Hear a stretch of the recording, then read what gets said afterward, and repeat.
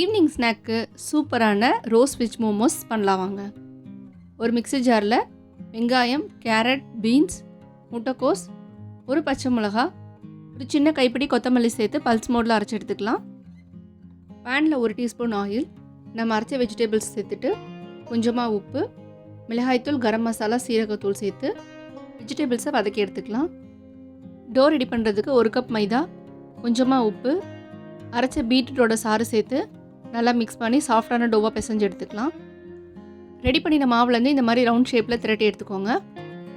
இப்போ ரோஸ் ஷேப்பில் ரெடி பண்ணுறதுக்கு வீடியோவில் காட்டியிருக்க மாதிரி 3 பீசஸை லைனாக வச்சு நடுவில் ஸ்டஃபிங் வச்சு இந்த மாதிரி ரோல் பண்ணி எடுத்துக்கலாம். எல்லா பீசஸும் இதே மாதிரி ரெடி பண்ணி தனியாக வச்சுக்கோங்க.